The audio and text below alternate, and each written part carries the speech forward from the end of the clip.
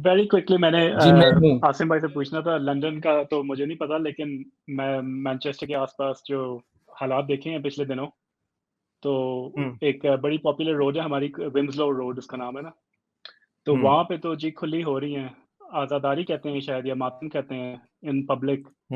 तो बहुत बुरा हाल है, मैं पिछले 2-3 दिनों से देख रहा हूँ। और पता नहीं है अब, लाइक ठीक है, अब हम लोगों को पता है कि रिलीजियस फ्रीडम है, सबके पास है, लेकिन पब्लिक में इस तरह के सीन्स देखना, एंड ऑनेस्टली जो बच्चे आसपास जो होते हैं, और जो कम्प्लीटली फॉरेनर्स जो गोरे होते हैं, वो जब देखते हैं ना ये इन्होंने पूरा एक रोड ब्लॉक की होती है और अपने आप को इन्होंने शर्ट्स वगैरह उतार के बस मार रहे होते हैं, it's very disturbing to see in all honesty.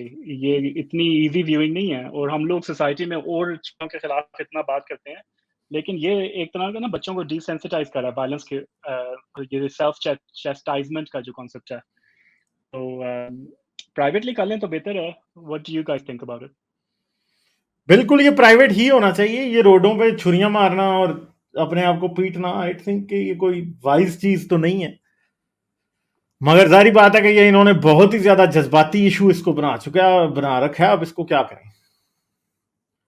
हाँ या हुसैन हाँ जी, ऐसे ही देखिए आप मैंने तो काले कपड़े हुसैनियत को पहन लिए आज, देख लें लेके आप। आप हाँ पीछे लोग चाहते हैं वो अपना मातम कर रहे हैं या हुसैन, और आप पीछे इधर बैठ के कह रहे हैं कि ना करें। क्यों ना करें? नहीं तो आपने कोई थोड़े थप्पड़ शप्पड़ मारे हैं डाली कि नहीं मारे? मैं या आहिस्ता ऐसे ही आहिस्ता आप भी? मारता हूँ, हल्का सा ऐसे। डाली अच्छा, को जो हल्का स्पैंकिंग का शौक है ना, वो मातम का शौक है, वो स्पैंकिंग से पूरा कर लेते हैं। आसिम भाई अपना शौक आसिम बताए, भाई बिल्ली फिर अपनी अलग है। आसिम भाई फिर किसी और तरफ जा रहे हैं। नहीं अच्छा, चले कोई नहीं। वैसे सीरियसली आसिफ भाई, ये तो एक अलग बात है, बहुत ही जबरदस्त आप लोगों ने बैकग्राउंड दिया है। क्वेश्चन था एक मेरा इसके ऊपर, एक या दो थे। पहला क्वेश्चन है कि जो अच्छा, हिस्ट्री अभी आपने बताई, आपको क्या लगता है कब फॉर्मुलेट की गई है? जो ये सारी कहानियां हैं, ये कब हाँ, ये formulate बात हुई मैं हैं? बीच में कहना अब्बासी दौर। भूल गया था कि जो व्यूअर्स हैं वो ये देख लें और समझ लें कि ये कहानी इस्लाम की तारीख के मुताबिक हैं, और इसका असली हाँ, तारीख से कोई लेना देना है या नहीं है। हाँ, वी आर नॉट वो एक अलग क्वेश्चन। आर्ग्यूइंग और वी आर नॉट एडवोकेटिंग कि ऐसा ही हुआ था। वी आर टेलिंग हाँ, you what we have read. हाँ, इन दोनों में बड़ा फर्क है। अब आप इसका आर्कियोलॉजिकल सबूत हमसे मांगे या कोई तहरीरी या डॉक्यूमेंट्री सबूत मांगे, तो वो कोई सबूत नहीं हम देंगे। हम आपको किताबों का बता सकते हैं कि इस किताब में ये कहानी लिखी हुई थी जो हमने बताई है, इस किताब में ये कहानी लिखी हुई थी। लेकिन और ये मैंने आसिफ भाई हमें ये पता है कहानियां कब लिखी गई, ये मेरा क्वेश्चन है। ये तो क्लेम तो अब्बासी दौर का ही है ना, क्योंकि जब बुखारी लिखी गई और फिर बुखारी के भी कोई 100 साल बाद जो है तबरी और तबकात इब्ने साद लिखी। तबकात इब्ने साद में करबला का वाकया नहीं है, ठीक है। तबरी में फिर ये है, ठीक है। कुर्तुबी में है, कुर्तुबी का असल में मुझे पता नहीं है, ठीक है। शियों की हदीसें तो फिर उसके भी बाद है, ठीक है। तो पहली किताब एक वो आसिम भाई, वो क्या किताब आपने मुझे भेजी थी, उसका नाम मेरे ज़हन से निकल गया, क्या था वो किस्सा? वो तफ की जो थी, इवेंट ऑफ वो तफ। पहली किताब है। हाँ, इवेंट ऑफ तफ जो है पहली है, मगर वो भी जो है वो तकरीबन 4वीं सदी हिजरी की किताब है, ठीक है, जिसके अंदर ये है। बुखारी के बाद है, ठीक है। और फिर तबरी है वो पहली मेन स्ट्रीम किताब जिसके अंदर ये आता है सामने। और फिर शियों की हदीसें 4वीं और 5वीं सदी हिजरी में जाके शुरू होती हैं। तो वाकया करबला जो है बड़ी लेट एडिशन है इस्लामिक हिस्ट्री के अंदर। मेरा ये ख्याल है कि उसको शायद अगर वो आप उसे हाँ, देखें तो उम्मी दौर चल रहा होगा, उन्होंने उम्मियों की हाँ। कहानियां सुनानी बढ़ा के जो है वो पहले शामिल की, और उसके बाद जब फिर नहीं, अब्बासियों मगर के पास तबकात आई। इब्ने साद जो है वो तो आसिम भाई, तबकात इब्ने साद तो उनकी अब्बासियों के दौर की हुई है। हाँ, लेकिन मगर वो उसमें उसके फिर बाद भी ये नहीं ख्याल है। आया होगा कि भाईजान अब हाँ, हमें थोड़ा सा इस तरफ भी जो है ना वो तवज्जो करनी चाहिए।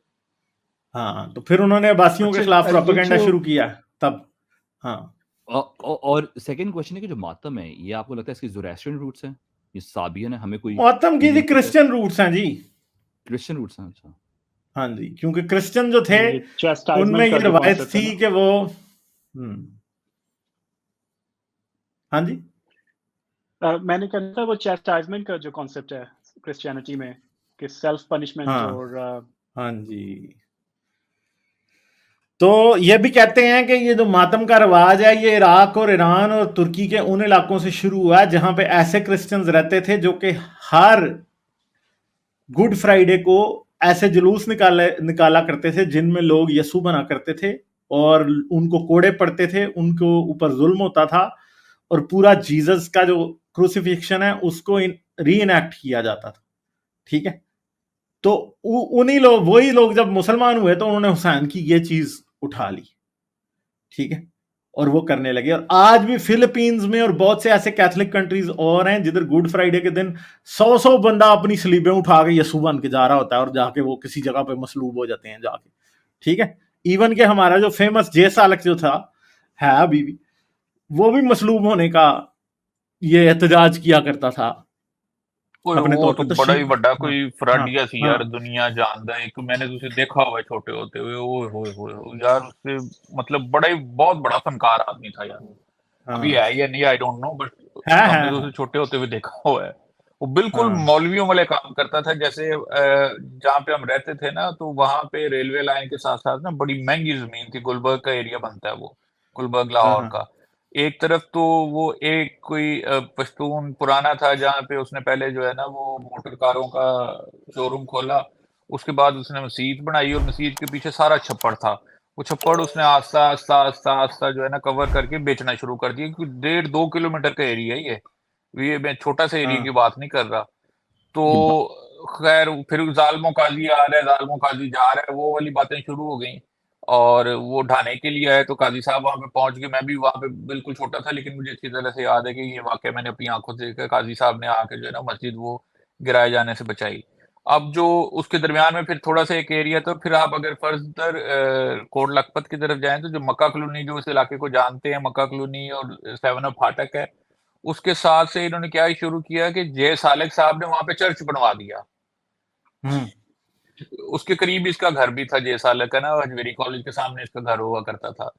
تو اس کے آگے اس نے مارکیٹیں بنوا دی. مارکیٹ وہ چھوٹی مطلب وہ لکڑی کی دکانیں نہیں ہوتی، جو کچی مطلب عارضی سی دکانیں ہوتی ہیں، وہاں پہ پھر بازار لگنا شروع ہو گیا. اور بازار کے پھر پیچھے اس نے عیسائیوں کو گھر بیچنا شروع کر دیے.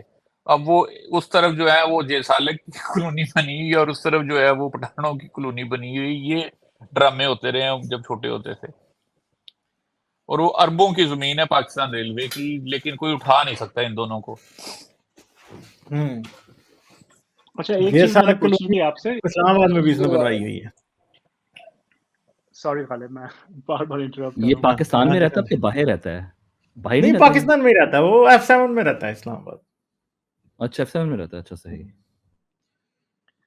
جی بس میں نے ویری کوئکلی پوچھنا تھا آپ لوگوں سے کہ یہ جو آپ نے جو ریسرچ آپ نے شیئر کی ہے، اتنا بڑا واقعہ ہوا، کوئی نان مسلم سورسز میں اس کا ملتا ہے ایویڈنس؟